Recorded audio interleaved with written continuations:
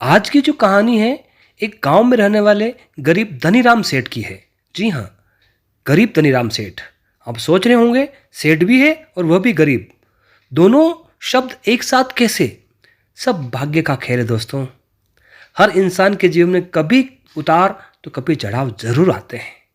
इसी तरह धनीराम सेठ जी किसी जमाने में बहुत अमीर हुआ करते थे।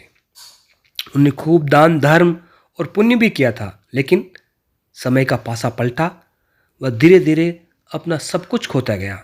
अंत में वह इस हालत में पहुंच गया कि उसे गरीब धनीराम सेठ के नाम से लोग जानने लगे। लेकिन कहते हैं ना, जो फल होते हैं ना, उनका जो कर्मों का जो फल है ना, देर से वेर जरूर मिलता है। ऐसा ही कुछ हाल सेठ धनीराम के साथ भी होने वाला था। जिस गांव में ये सेठ रहता था, वहां एक बार राजा ने लोगों के लिए ऐलान किया कि जिन्होंने भी अच्छे कर्म किए हैं वे अपने अच्छे काम गिनवा लें और राजा से इनाम ले सकते हैं। इस ऐलान को सेठ की पत्नी ने सुन लिया। सेठ की पत्नी बहुत खुश हुई, क्योंकि वह जानती थी कि अपने अच्छे दिनों में सेठ ने अनगिनत पुण्य के काम किए। पत्नी ने सेठ को यह बात बताई तो सेठ भी खुश हो गया और बोला, अगर ऐसा है तो हमें तो बहुत बड़ा इनाम मिलना चाहिए, क्योंकि हमारे अच्छे कर्मों की सूची बहुत लंबी है। अगले दिन सेठ सुबह सुबह 4 रोटियां बांधकर राजा के महल की ओर चल पड़ा। सेठ के घर से राजा का महल काफ़ी दूर था। सफ़र लंबा था। आधे रास्ते में पहुंचने के बाद सेठ काफ़ी थक गया। सेठ एक पेड़ की छाया में बैठकर आराम करने लगा और अपने साथ लाई गई 4 रोटियों को खाने के बारे में सोचने लगा। सेठ खाने की सोच ही रहा था, तभी वहां एक गाय और उसके 2 बछड़े आ गए। सेठ के हाथों में रोटियां, गाय के बछड़े उसके आमने सामने आके खड़े हो गए और उनके हाव भाव देख कर सेठ समझ गया कि ये भूखे हैं और सेठ से खाना मांग रहे हैं। अपने अच्छे दिनों में सेठ के पास काफ़ी गायें थी, इसलिए सेठ गायों का व्यवहार अच्छी तरह से समझता था कि कब उनको भूख लग रही है और कब नहीं। सेठ की परिस्थिति भले ही अच्छी नहीं थी, लेकिन उसका स्वभाव बिल्कुल नहीं बदला था। वह पहले ही परोपकारी था। उसे गाय पर दया आ गई। अपने साथ लाई गई 2 रोटियां उसने गाय में खिला दी।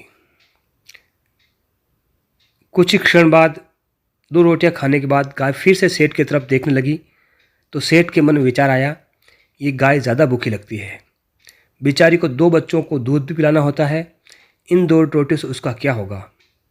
सेठ ने बाकी की 2 रोटियां गाय को दे दी। पास वाले तालाब से सिर्फ पानी पीकर सेठ अपने सफर की तरफ आगे बढ़ गया। जब सेठ राजा के दरबार में पहुंचा तो राजा ने दरबार के सामने सेठ से उसका नाम पूछा और उसे अपने अच्छे कर्मों के बारे में बताने के लिए कहा। सेठ ने राजा को प्रणाम किया और अपने कामों के बारे में बताना शुरू किया।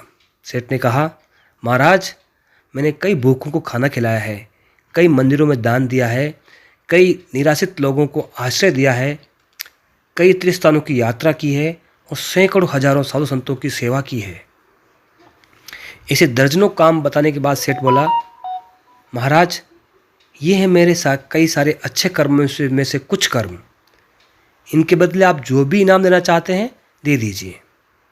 थोड़ी देर सोचने के बाद राजा ने कहा, अगर तुम्हारे कुछ और अच्छे कर्म हैं तो वो बताओ, क्योंकि अभी तक जो तुमने कर्म बताए हैं मैं उन्हें अच्छे कर्म की श्रेणी में नहीं गिनता हूँ।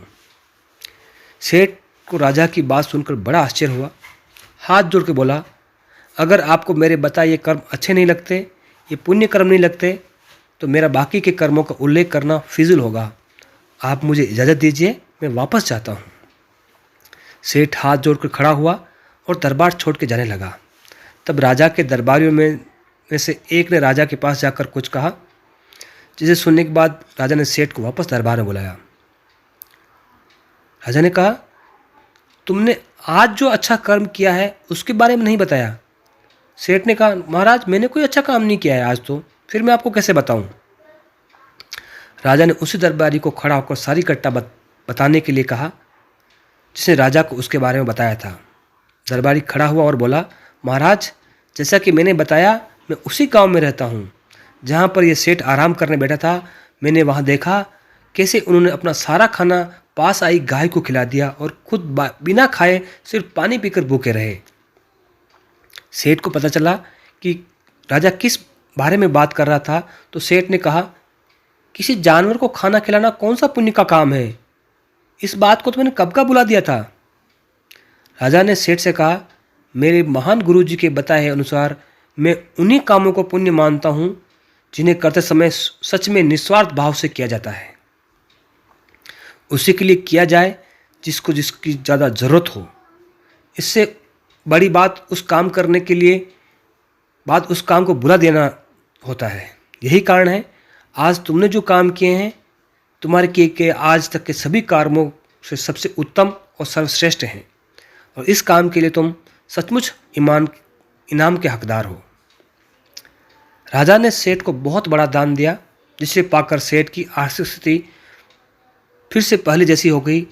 सेठ और सेठानी ने अपना पूरा जीवन निस्वार्थ भाव से अच्छे कर्म करने में लगा दिया। दोस्तों, कहते हैं दान धर्म और अच्छे कर्म एक हाथ से करो तो दूसरे हाथ को पता नहीं चलना चाहिए, लेकिन आजकल कुछ विपरीत होता है।